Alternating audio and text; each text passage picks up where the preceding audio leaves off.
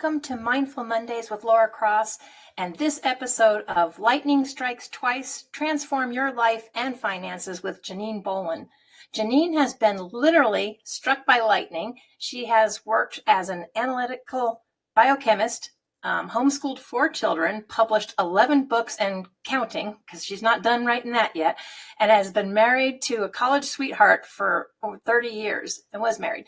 So in 2010, Janine was called into active service by the Thunder Clan and pulled into her life's purpose. So Janine, I want to thank you so much for joining us today. It's wonderful to be here. Thanks so much for having me. I can't wait to have some fun and at the same time help your listeners. Well, and that, to me, I always just kind of got, you get all these images in your head when you think of people like being struck by lightning and stuff. And if I remember right, you were struck not once, but twice. Were you not? Yes. Yeah. So can you share more about the profound impact of being struck by lightning and how it's shaped your outlook and life and purpose? The first time I was struck by lightning, I was in middle school. So I had an upbringing that was unique for its day, I guess I should say. Not so much now, but for its day. My father was in the Navy, and so we moved around with him. And so my elementary school years, I was in Japan. I lived in Sasebo for 4 years. Then we were transferred to a small island in the Bahama Island chain in the Caribbean called Eleuthera. And that's where I was struck by lightning the first time. And I was on that little island, and I was standing in the middle of our living room floor, and the lightning was so loud and so big in that small space, in that tiny island house, that it just blinded me. And of course, I was deaf for a period of time, all that kind of stuff because of being hit. The thing that was unique or weird was that my family never talked about it, ever. Like, we never discussed it after that. My father was a Vietnam veteran, and so he came out of a deep sleep and was wondering why we were screaming. I was not screaming, but my sister and my mom both let out a scream, and we're not screamers, And so my dad thought the house was on fire or something. By the time he got out there, he couldn't understand why everybody was all upset. There wasn't even a scorch mark on the floor. And so that was one of those weird things where they talk about lightning and how bizarre it is. And I've talked to other people, and they were like, no, we always smelled burnt, ozone. Something was always burned. And in my case, it wasn't. But I thank goodness that my mother and my sister both were witness to it. Otherwise, I would have spent the rest of my life thinking I had imagined it.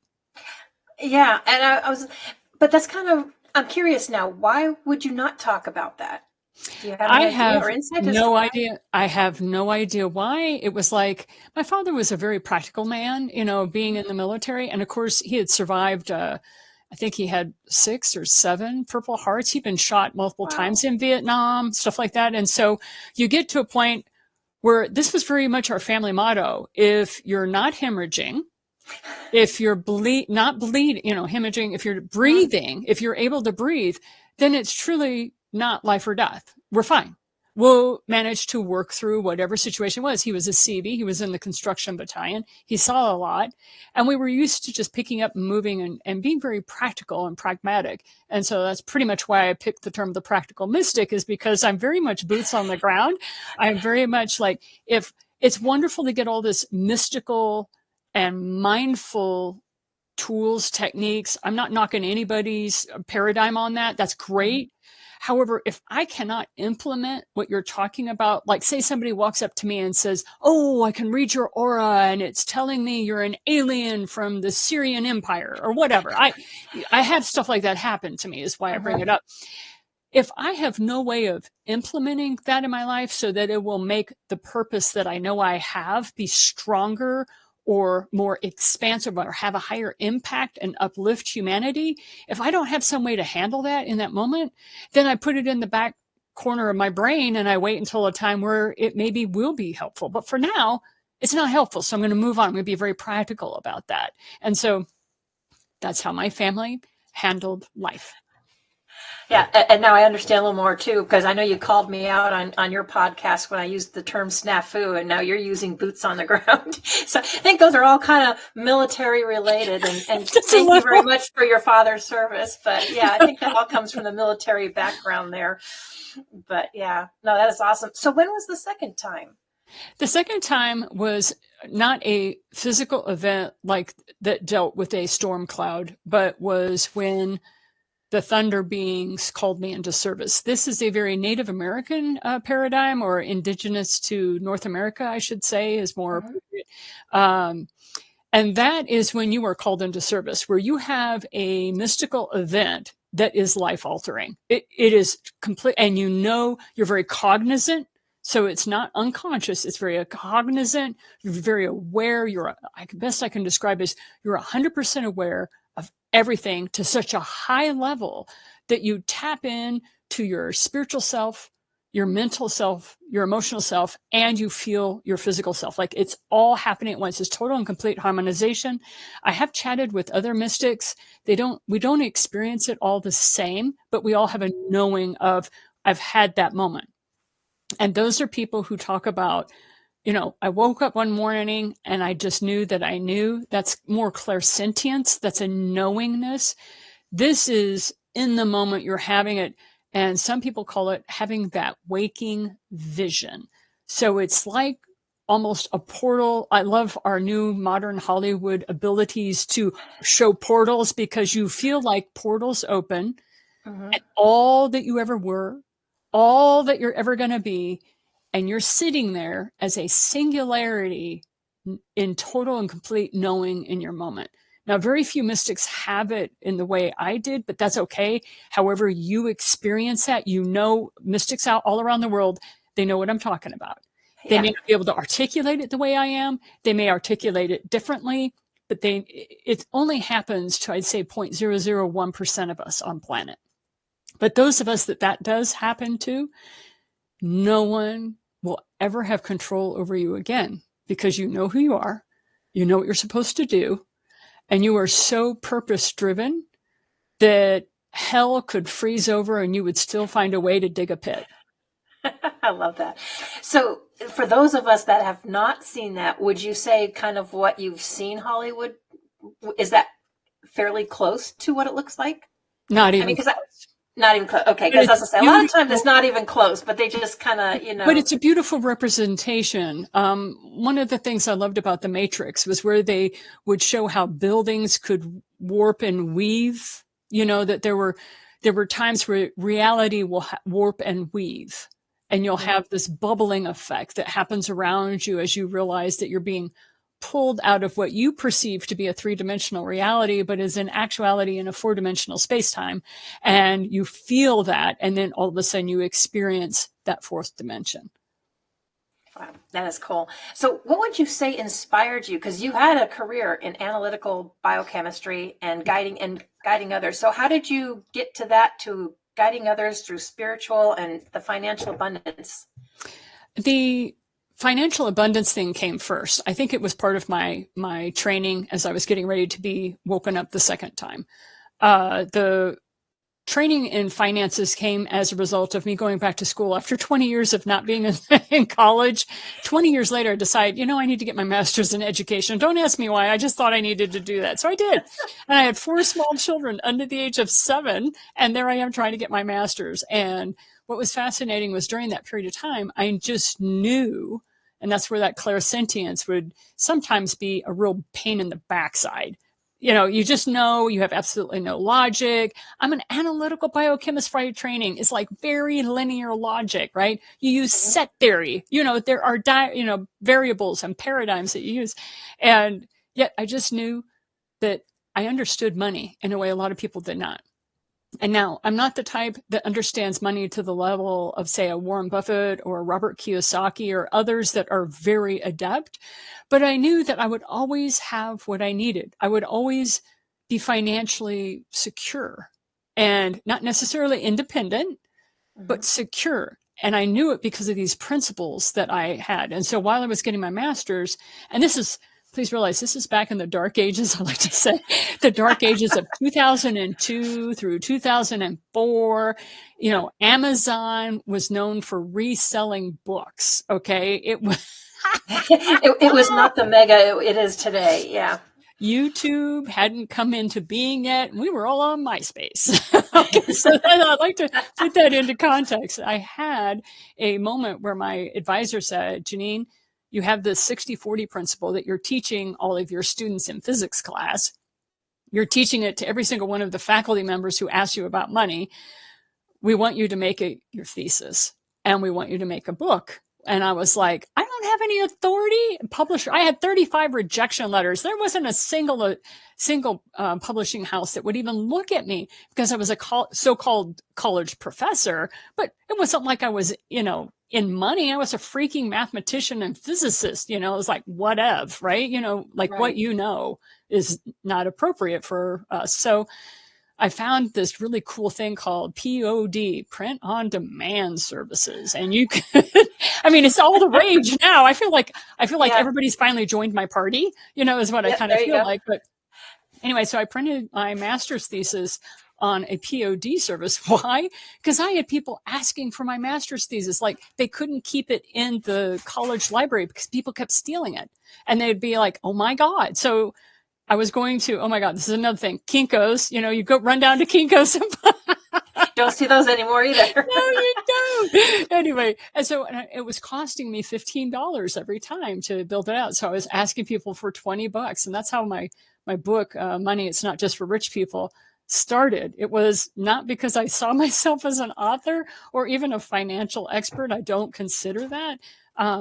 But for some reason, people understood what I was saying with the 60-40 principle. And then my mentor said, I want you to run I almost said webinar. We didn't have those yet. I want you to run a workshop, and we're going to hold it for the entire student body.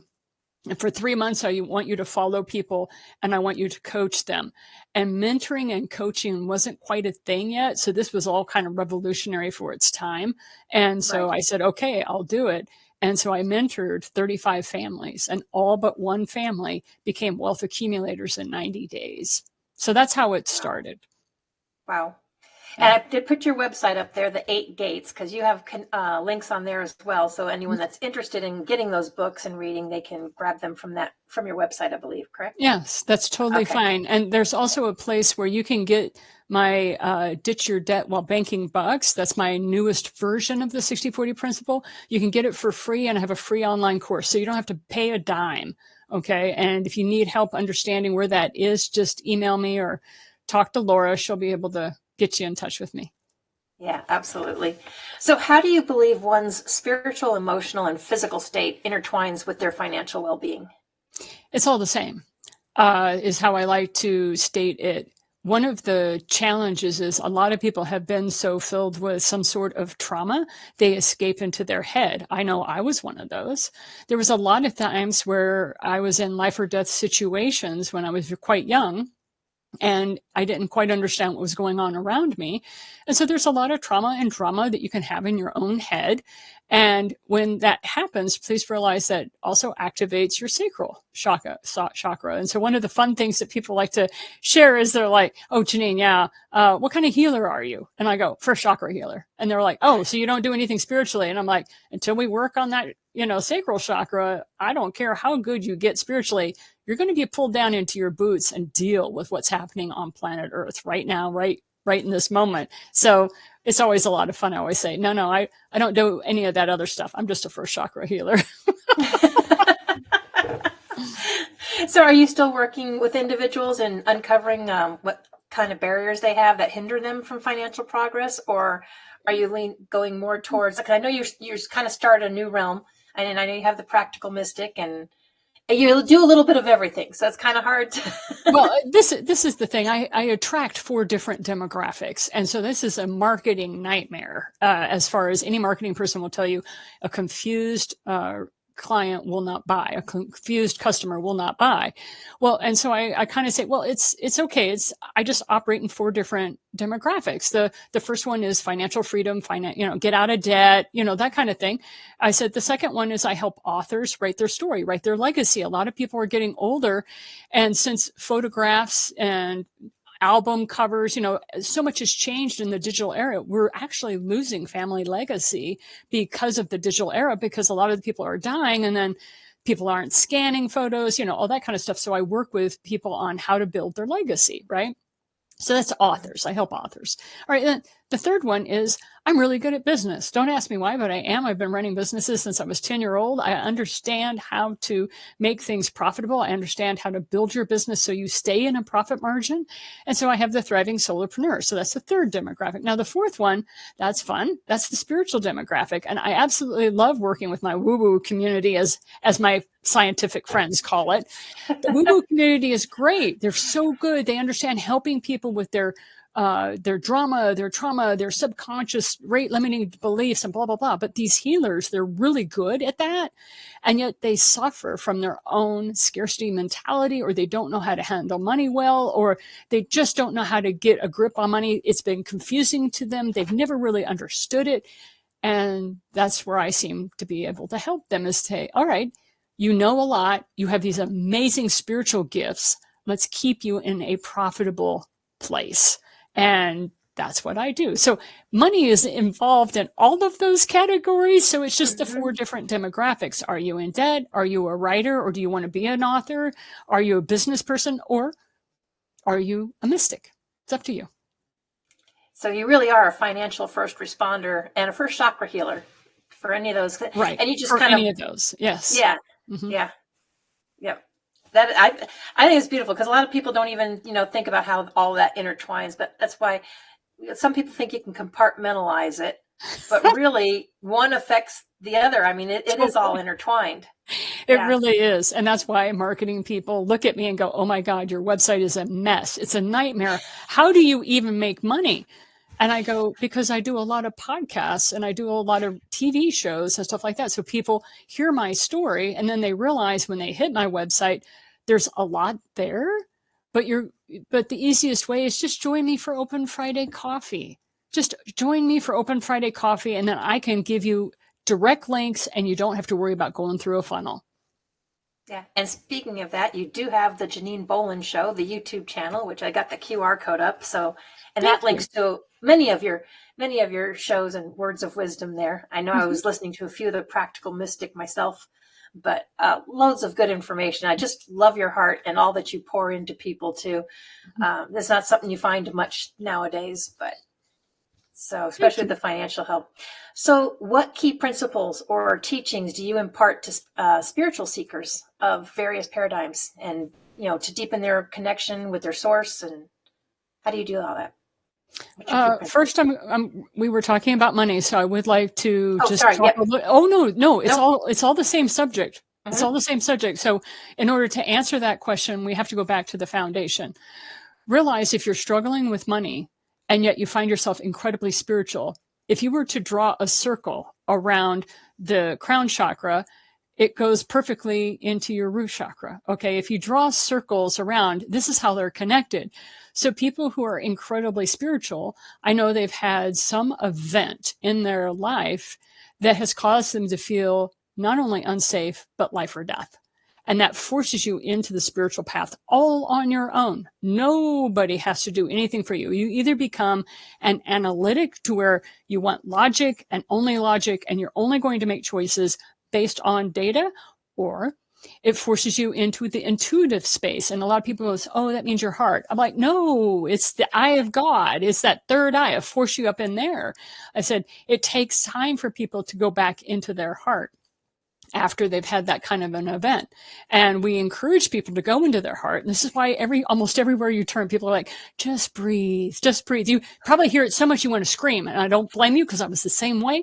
And that was because they wanted to get you in your heart chakra, and it pulls you down out of your head, and it keeps you out of fear. And it keeps you in that heart chakra, because the heart chakra is the only one that's not connected to any of the others in that circular sense. When you look at the chakras lined up and you draw circles, you'll see which ones are connected. And those are the yin and yang of those. And of course, there are other paradigms that talk about each chakra has its own yin and yang. You can totally go down that rabbit hole. You can totally have a great time. And if you're somebody who you teach all that, please reach out to me. I'd love to learn more. But for my practical mystics, when it comes to implementation, we are trying to help people with the big rocks first. And going down into those rabbit holes are all that fine tuning. And those healers are just as valued by me as the ones that are doing big rocks. But please realize I'm a big rock healer. Like I show you the boulder that's in your, in your way. And then as you get better and better at walking around those boulders, then we put you in touch with those beautiful healers who have the paradigms and the practices that will get you fine-tuned. Gotcha. I hope that answers your question. Yeah. Well, I mean, we all kind of have a tribe, right? Mm-hmm. Have a tribe because we can't specialize or be the guru for everything. And I know we're always all constantly learning. So yeah, it only makes sense that you have, a tribe of people to help fine tune, as you would say, fine tune all that. I have 92. I have 92 healers that I can call on at any one time who I have either used their services or I'm very familiar with people who have. These are people not only that I know and I like, but I do trust them to refer them. And so that's why I'm always like, when somebody comes to me and says, oh, this is my problem, I'll say, what have you done? Have you done this? Have you done that? And if they're like, yes, yes, yes, yes, yes, I'm like, I'm not your person. Moving on. This is the person you need to go to. I'm not going to waste your time or your money. I'm going to make sure that we're a good fit. Yeah. Yeah, and that is incredible. And I know we have a lot more to discuss, but right now we need to take a quick word from our sponsors, and we will be right back. Hey,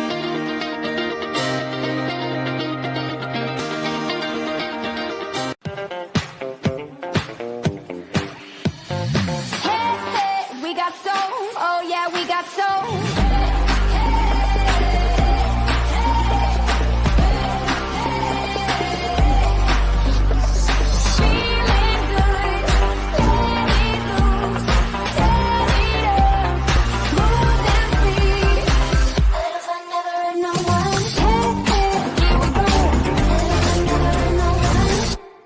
Hi, I'm Bobby Aldridge with BAM Metrics. There are so many programs out there that measure your swing speed, sets, reps, your BMI, your body fat, but the one thing they're not measuring that's so essential is mobility. Mobility is the key. If you're measuring your mobility, your performance will get better and you will reduce your pain. I created BAM Metrics to make it easy for people to repeat the exercises so they could do it properly at home on their own. It's simple, it's easy to do, and from a senior to a pro athlete.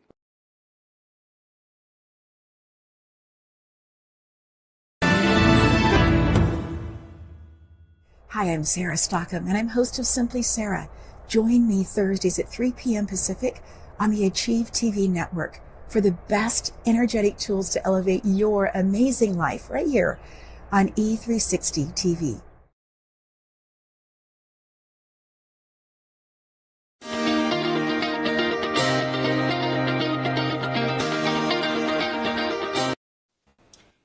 So Janine, how do you approach teaching individuals to expand their intuitive gifts and tap into their inner wisdom for financial empowerment?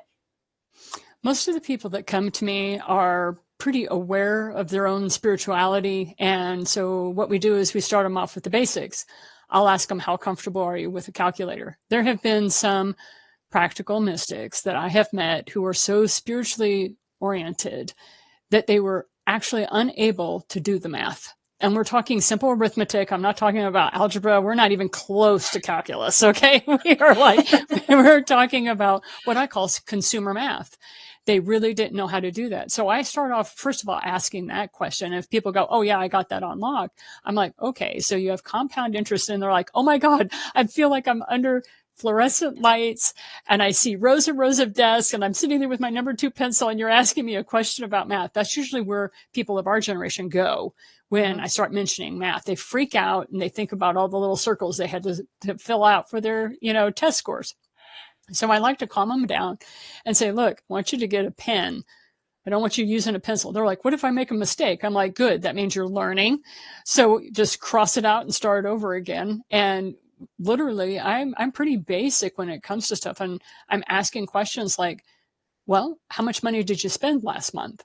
And what did you spend it on? And then we start off with, okay, so how much money did you make? How much money came in? The thing that I have noticed, and this is true of some of the certified financial planners that I've worked with, not to mention any names, who did not understand their cash flow.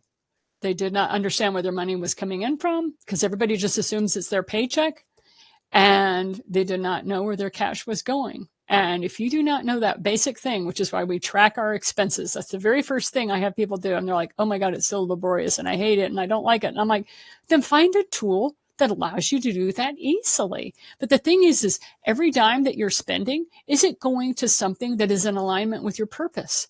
Is it a part of your moral compass? And it's amazing how many people will look at all the subscriptions they have and they just start axing them right, left, and center because they realize that they needed it at that one time. Like we'll take a very common one, one that I've been with for a long time, Netflix. I like Netflix because I remember the days when it used to show up in my mailbox because I was out in the middle of Nowheresville in a particular very rural state. And I remember we would get our DVD in the mail. And I remember thinking, oh my God, this is the best thing since sliced bread, right? Now, of course, Netflix is a streaming service. Okay. But that subscription still serves me. All right. I still use it. However, there are times where you will subscribe to something and it will work for a period of time. Then you change, then you pivot, then you're moving into a different area. Your purpose is more clear. You have more clarity on it, what have you, but yet you still have that subscription. And so the thing is you don't bust yourself on this. You don't talk negatively about yourself. Oh, I was such an idiot. I'm so stupid. No, that doesn't serve anything or anyone, most especially you. So what you do is you just go and you just cancel the subscription. That's all you do. I love what you say. Laura has it so totally on point with the Mindful Mondays. And that is without judgment.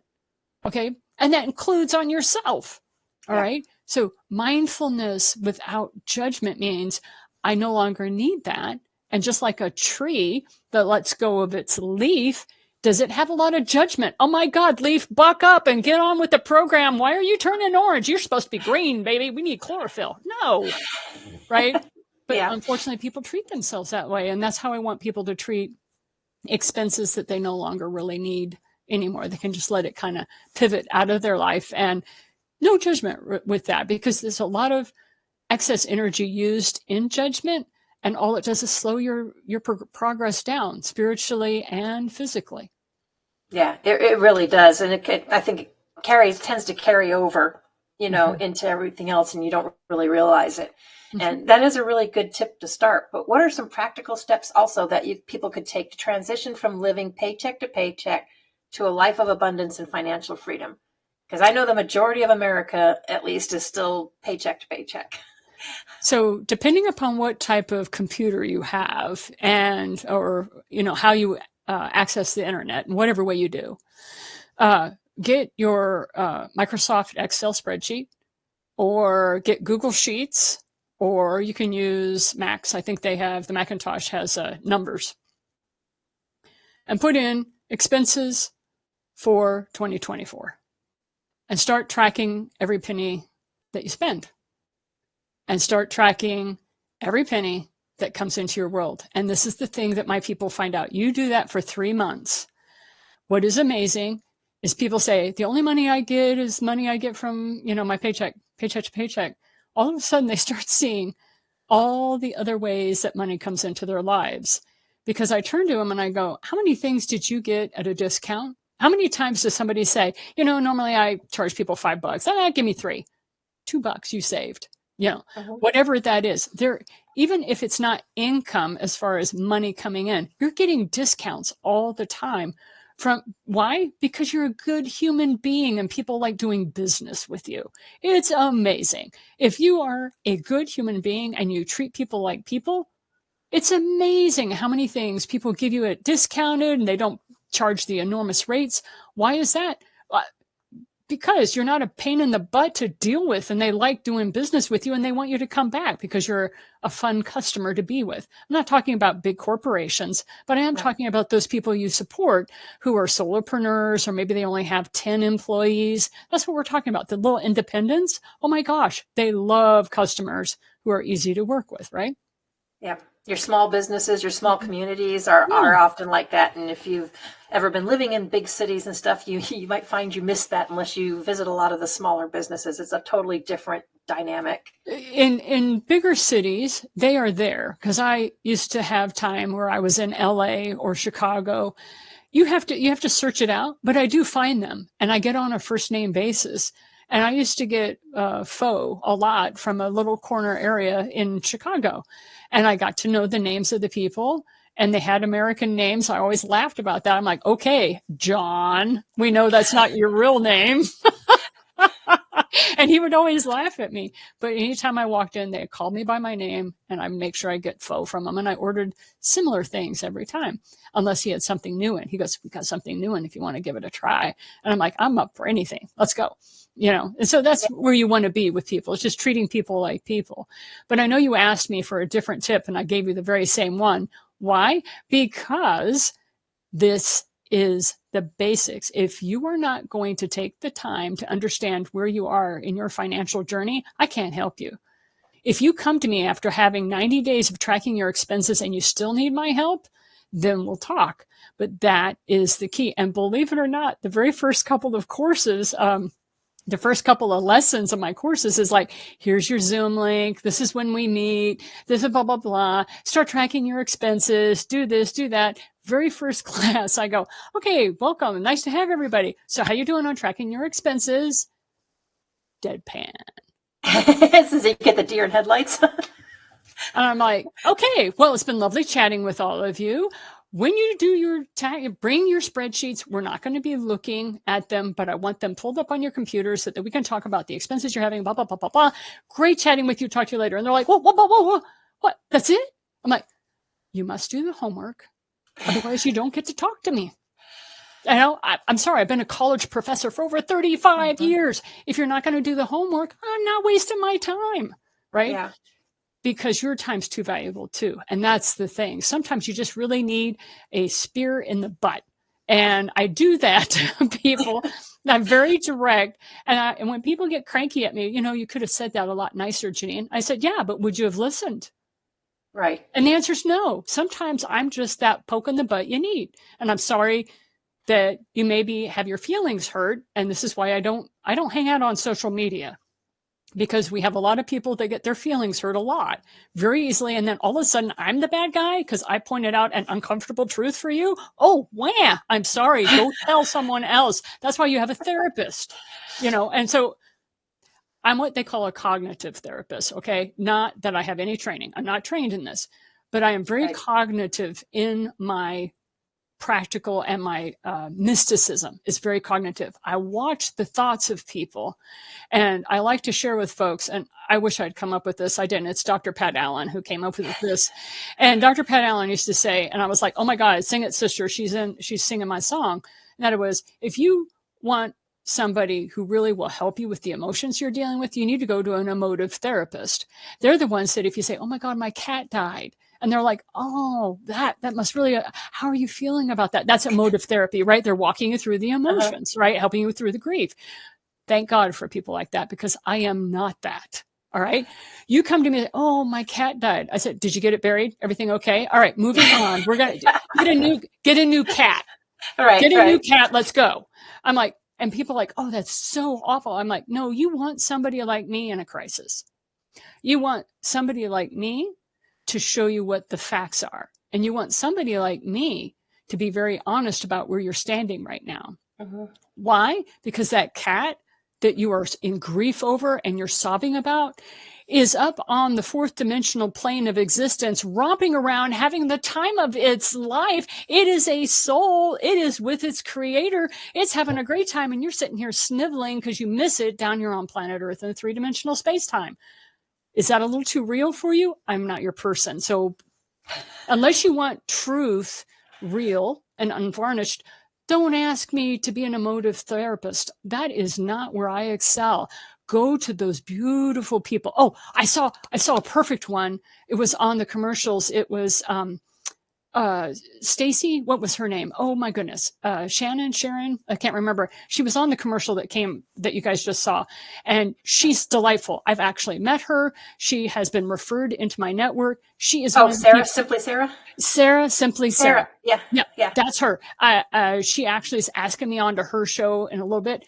She's the one you go to for stuff like that, because that's what she's good at. So don't ask me to be a Sarah. And oh, for God's sake, don't ask Sarah to be a Janine. That would just be cruel. That would be, well, we are uniquely who we are. So, and we're all needed, but yeah, no, that is funny. So can you share a significant turning point though, or realization? So when your journey propelled you towards fulfilling your life's purpose? It happened on December 26th of 2010. And that says a lot for me because usually I suck when it comes to figuring out time. And when did this happen? I don't know. Yeah. My children still laugh because I screw up their birthdays, not the dates, but the year. Like, I'm like, wait, what year was that again? And they're like, oh my gosh, Mom. I'm like, yeah, I know I was there, but I was drugged up. Give me a break, right? Yep. Is what I like to share with them. But that turning point for me was when I had a mystical experience that was so profound and so deep that it couldn't be denied. And a lot of mystics talk about that they will have some sort of a singularity, some sort of an experience that is so profound and so shakes them to their core that you're left being a little crazy. St. Francis showed it best, I think, when he had his life-altering event in his mysticism, when they're dressing him in all these beautiful robes and everything. And he's like, you don't need this. You don't need anything. And he's stripping himself naked in the village square and he walks off. And I'm like, yep, he got touched. You can tell these mystics because they become a little crazy. There were some mystics that when after these life-altering events, they would jump. They would be in such a state of joy, they would jump a 7-foot fence flat-footed. Now, don't ask them to ever do it again, but after those moments, they were superhuman. It's that superhuman that comes in. What does superhuman mean? It means you transcended three-dimensional understanding of yourself. You now understand yourself as the four-dimensional being that you are. And I say that with physics. I am not talking about those mystics who talk about, oh, my master's at 22 level, 22nd dimension. It's like they see it very linearly. No, I know exactly what I'm saying when I say fourth dimension. And that means you have a tesseract, not the one that Marvel Comics talks about that uses a space-time bulge that they had Yoki running around with on a staff. I'm talking about the true mathematical tesseract. Go to Wikipedia, look up tesseract.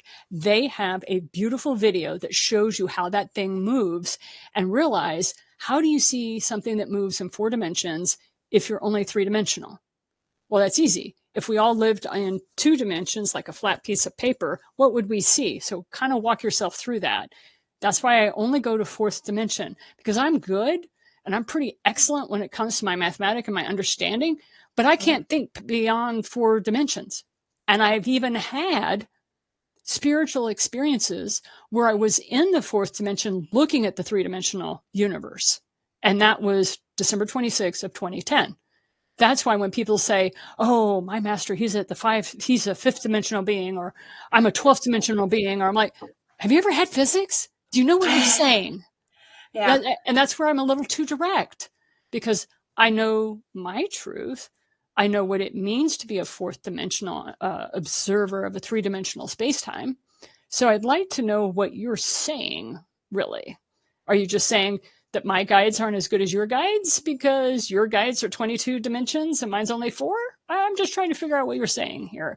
And so I encourage other practical mystics, don't get into the numbers. Get into your own personal experiences. And so that life-altering event for me, when I was able to look down on all of creation in its little 3-dimensional sphere, standing in 4th dimensional space-time, although I can't even really call it that, allowed me to have a perspective to where I truly cannot hate. I can only love all of humanity because I see where people were struggling from. And I remember feeling in that moment that I could have changed anything on planet. And I wanted to very badly because I have so much compassion for people who are suffering. But what was, this is direct truth. And you know what, Laura, a lot of people may be really angry with what I'm going to say, but this is what I know my truth to be. That was, I was going to change something in the world. I was given permission by the divinity that was expressing itself to me in that moment. And it said, I'll change anything for you. Just tell me what it is. I'll change it. And so I don't make unilateral decisions like that when it's going to affect all billions of us, right? So I opened my consciousness to all of humanity and I said, What is it that you want? And there was a moment where I went a little insane because I heard everybody all at once, and that was kind of overwhelming. But what was the take-home message was everybody's getting exactly what they want. And that's hard for people to hear. They're like, I didn't want to be molested as a child, or I didn't want this, or I didn't want that. And that's where, when you tell people they are the creator of their own reality, that can be a little touch and go as a teacher, because you want to share with them, look, I'm not blaming you. I'm saying this without judgment. But they're so used to people judging them when they say something, they can't help but be defensive, right? So it has to be very specific students that are brought into my world, because I handle it very cognitive. I'll be like, well, what did you learn from that experience? If you never wanted that, what did you learn? And almost everybody immediately, bam, has an answer. What they learned from that horrific, not something I would ever put them through experience, right? I have too much compassion in my heart. I would never do that to another human being. And then here's the second truth that people get pissed off about. And you don't have to believe me. You can can this session. You don't even have to listen to it. The second truth I learned was that the people who are the most horrific to you, the people who are the most toxic and awful in the spiritual realm, they're your best friend. Wow. Who else would you trust to push you to your limit and not break you? It would be a best friend. A lot of people don't want to admit that. So that person who molested you, that person who raped you, that person who called you a dumb, MFer repeatedly till you believed it, the person who called you stupid so that you thought you were stupid and you come to find out later you have an IQ that's genius level. Those people were actually your best friend, and they chose to be your villain. That's why I can't hate anybody. Yeah. Now that's my truth. Nobody else has to accept it. No. But obviously it's definitely something impacting. So it's like, because you know exactly the day, which is how it's like, not a lot of, certain things. I mean, certain traumas. Yeah, I can tell you exactly a day or a time, but that's totally different. So what advice would you give to those who are hesitant to explore their intuitive abilities or their spiritual connection? If you're hesitant to do that, then I would say, why am I hesitant? Get your answer. And then whatever your answer, let's say, I don't know what I'll find. Well, why are you afraid of what you won't find? Because I've been hurt in the past when I didn't know what was going on. Okay. How are you hurt in the past? And you just keep asking why. Why is a very powerful tool. I was taught very young not to ask why and keep my mouth shut. People saw it as a defiance of authority. And that was not it. I was actually an insatiably curious child. And I got in a lot of trouble for asking questions. Now I'm a podcaster and a radio show host of 7 different shows. And I ask questions every day, all day, and get paid for it. So for people who are hesitant to find out about their own spiritual leanings, please realize most of the time you're worried about being set astray. You're worried about being taken off a path and put on a path that you will later find out is false. The thing that I can guarantee you is if you're hesitant, then don't trust anybody else except yourself. And the best way to trust yourself is to ask yourself, why? Now, your brain has the best SEO of anything. So the question you ask, if it's positive, your brain will come up with every positive reason why you should do something. But if you're terrified or if you're scared and you're like, I don't want to do that because it will list off every horror you have ever experienced, that you have ever seen anybody else have, any TV show you've ever watched that something horrible happened to somebody else, it will list off all that. So focus on the positive and say, what is the best thing that could happen to me if I investigated my spiritual path? What are the best things that could happen to me? And really work on that. Ask yourself that at least 3 or 4 times and journal it if that's the way you learn before you say, what's the worst that could happen to me? And for most women, it's, I could be burned alive at the stake. We have a conscious ancestral memory of any time we got a little too powerful, a little too cognitive, a little too intuitive, like we knew who was running around having extramarital affairs, even though we didn't have logic, but our intuition would signal us. We were a little too accurate, so obviously a witch and needed to be burned at the stake. Just realize a lot of that fear is ancestral, and it kept us alive, right? So you can't blame yourself for having those defensive mechanisms. Yeah, and it's something you didn't necessarily hear a lot about, or at least, I guess in my world, I never really heard about. Ever since I've done this, I have met more and more people. There are actually a lot of very intuitive, people out there. Some of them just may not be sure what to do. Correct. The other thing is to the men. I'd like to let you know, as an analytical biochemist, I know that there are 23 gene sequences that help you with your intuition. So men are incredibly intuitive as well. And that's why I always like to ask the men around me. I'll say, so what do you think about this? I don't ask them how they feel.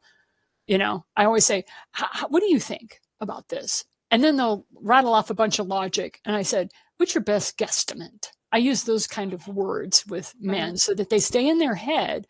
But at the same time, subconsciously, they've picked up intuitively a lot of markers. It's so fast for them because they are the ones that had to go out and kill the wild animal to bring it back to the rest of the tribe. I know a lot of people are like, oh, you're stereotypical, blah, blah, blah. I'm like, I am talking about ancient history here. This is what happened. I'm not being stereotypical. But I'm like, the guys went out to do that. They had, by God, better be good when they knew that eyes were watching them and they weren't human, right? Or maybe if they were human, if they had a warring tribe that was after them, right? So their intuition is just as highly developed as ours, which is why men, when they're women, I'm talking about heterosexual relationships here, but, when men have their wives or girlfriends or whatever that become very mystical or psychic, they get very concerned because they don't know how to protect them for something that is not in the three-dimensional space-time, which is very sweet. And that happens, of course, in the homosexual relationships too, but we're just using it because it's fast. Right. Yeah. Right. Yeah. And like you said, it's ancestral, but it's like there was men hunt, women gather. Right. That's what it used to always be. Right. Yeah. I'm not saying we can't do the other. I'm just saying that's ancestral. And that's one of the things that is very hardwired. And as much as we would love for other things, and there is the evolution of humanity that is happening, I will acknowledge that, but realize as much as we want to make certain changes, if you put a 125-pound woman up against a 125-pound man, biophysically, unless there's a lot of training, the male dynamic is just going to pummel the female dynamic, which is why I learned to excel mentally. Yeah, absolutely. So can you tell me, in your experience, what is the most rewarding aspect of helping others achieve their dreams and transform their lives for the better? Pretty much every teacher has this. And that is when you've opened enough doors and the student or person has walked through enough of those doors that you see them discover truth for themselves, then nobody can take that away. To me, that's the most rewarding. Yeah. I think it's awesome what you have. I don't even know how you balance all of that. Because when you say you got 7 different shows, you already do a lot, but I'm sure and I know if I remember seeing an email correctly, you have something new coming on the horizon. What do you got coming up now? I have the Circle of the Sacred Heart. This is a new aspect. The Practical Mystic show got syndicated and became absorbed in the Janine Bolon show. So the Janine Bolon show is still running and still operating, but we were asked to combine all 7 of my podcasts into one. So just go to the YouTube channel. You'll see the different playlists. And that's why we have all those different playlists, was from when we got syndicated. But the biggest thing is the Circle of the Sacred Heart is where we're actually building out a community that will meet again. With 2020 and all that happened with that, I basically had 20 years of community building that fell apart because we had to go online. And so many different people were in such different places. It was something that just fell literally apart. So now that I'm in 2024, 4 years later, I now know the cycle is right for me to be able to start building that community again. And we're doing it online, but we also offer in-person events. And we finally found a location to do the in-person event. So we will have a retreat on August 2nd through the 4th of 2024. And if you want any information, just come to Open Friday Coffee and ask me, and I'll be glad to let you know. But it will be in Colorado. Okay. And that the Friday coffee link, that's on your website, correct? It is. If you go to contact us, the only way to contact us is through Open Friday Coffee. If you want to talk to me, otherwise you get a hold of lovely Tasha. Tasha is and realize, yes, I do a lot, but I have a team of 15 people that help me get where I need to go, Laura. Okay. I'm not a one-man band. No, you have processes in place that you put in place. Yes, I have a lot of good people that are behind me helping prop me up when I need to be propped up. Some of us still struggle to get those processes in place. So hats off to you for Thank getting you. all that running. Well, we have a few minutes left. What would you like to leave the audience with before we go?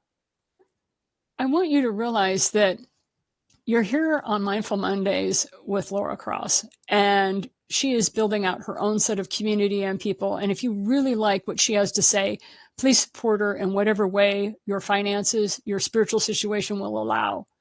Podcasters like Laura help people like me be able to be recognized by a greater audience. But at the same time, it doesn't mean that we are in competition. Laura and I are very different types of healers. We're different type of podcasters. So if your message with Laura resonates more, please support her in whatever way you can. And then if you do find something that I say that resonates with you and accentuates you and supports what you know to be true, then I would love to have your support. But otherwise, not at the expense of Laura, because what Laura is doing is a cornerstone and a foundation. And so that's the one thing I like to remind people, is that it is an honor and a privilege to be on somebody else's platform. They think the message that you have is worthy enough to be broadcast. And I do not take that sort of compliment lightly. So thank you, Laura. Oh, thank you. I so appreciate you and everything that you do. And you and I are the same with that. To me, there is no competition. Everything's a collaboration.